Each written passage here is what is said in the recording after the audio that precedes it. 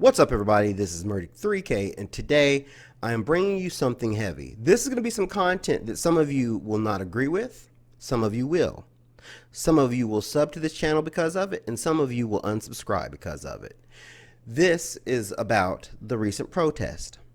Here in Nashville, Tennessee, my family and I had the opportunity to participate in some of the recent protest. It wasn't an easy decision to make, but not because of the content material or the material or the matter of which we were protesting, just simply because we had to weigh the risk of being infected with coronavirus to whether or not we were going to participate or not. But after discussion, we decided that for us, it was worth the risk. We did not want to let history go down and us have the opportunity to be a part of it and not take part. So we decided to participate in one of the protests here in Nashville, Tennessee. It was a peaceful protest. The protest itself went off without a hitch. People of all makeups came together, and it was a beautiful and wonderful thing to behold. The subject matter or the issue that we were protesting, of course, was police brutality. Specifically, the disproportion of police brutality in communities of color, the murder of George Floyd, and other issues of social injustice. One of the terms that one hears at these protests, or a lot, a big hashtag that you'll see a lot, are Black Lives Matter and End White Silence. And a lot of people, let's look at Black Lives Matter as number one. A lot of people like to look at that. And a lot of people fire back, well, all lives matter. A lady that my wife saw on Facebook gave a great explanation, and I'll share what my wife shared with me that she saw on a social media post. I didn't see the post, but I'm going to wing it and try to explain it to you.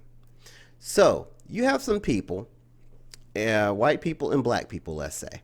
They're at a table. And it's a magnificent feast, and everybody's very hungry. Everybody's been working hard all day, and we've all come together for a feast. Well, the food's being distributed, and the black people are being passed over. They notice this, and they say, hey, we're hungry. Well, some of the white people look at the black people that respond and say, hey, we're all hungry here. The thing is, in this situation, while we all are indeed hungry, the food is being distributed only to the white people in this scenario. Let's bring that back to Black Lives Matter. Yes, all lives indeed do matter. But in this particular situation, in the framework in which Black Lives Matter was built upon, it's not white people that are 2.5 times more likely to be murdered by police officers. It's that simple. So it looks like somewhere down the road, people have forgotten, a system of policing has forgotten that black lives do matter. End white silence. You've seen the hashtag and you're like, what the hell does that mean, right? It's very simple. And it really doesn't go just for white people, anybody. If you're around, let's say the golf course, right? And old Fred is telling insensitive jokes that you wouldn't share. Let's say if he's telling a joke that you wouldn't feel comfortable telling a black guy at work, then you need to tell old Fred, hey Fred, cut that out. That's not cool.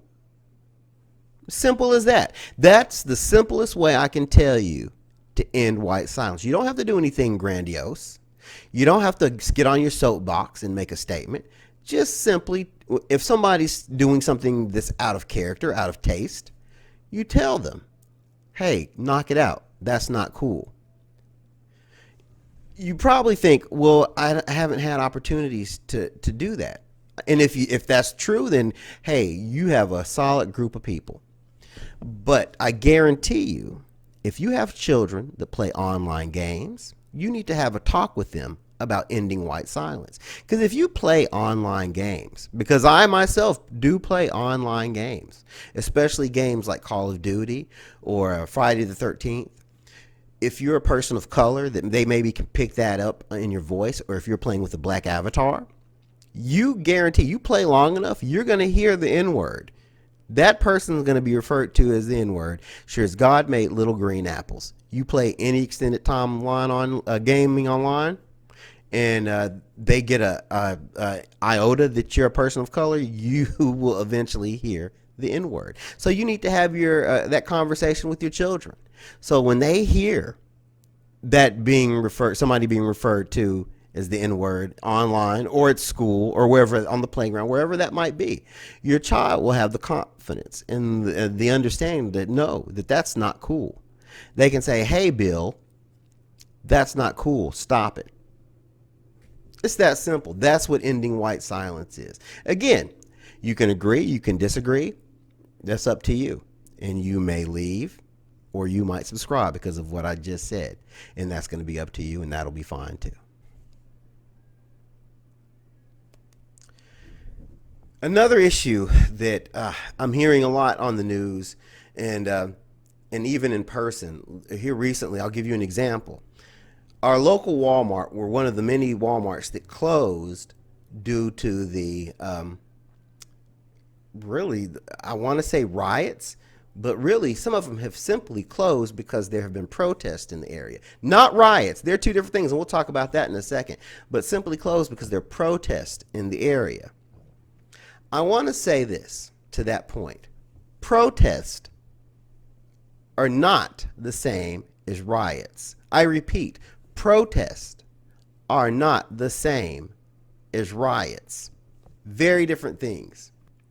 I want to make something extremely clear. I in no way advocate rioting.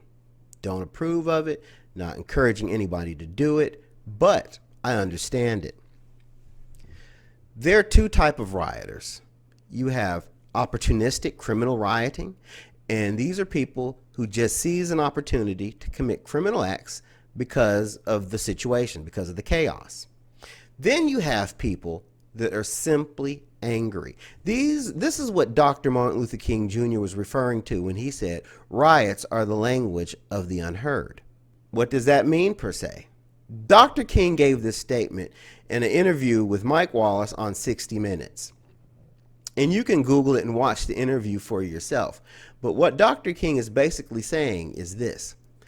He in no way supported violence, nor was he advocating riots. But if people try it the peaceful way for so long and it's not being heard, things might get rowdy. People might turn to violence. People will turn to violence if you do not heed their cries. These people have been trying things the right way. They have been the victims of police unfairness or police brutality, and they have simply had enough because doing it the peaceful way appears to have gotten them nowhere, and they're at their wits' end. We saw this happen a lot in the 60s, and we're seeing it happen today. Please do not make the mistake to think all these people in the streets rioting are criminal opportunists. Now, the act, is it criminal? Absolutely. But these people are fed up.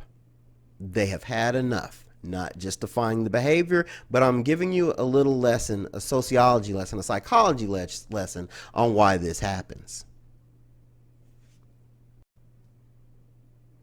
As I said before, you may agree, you may disagree.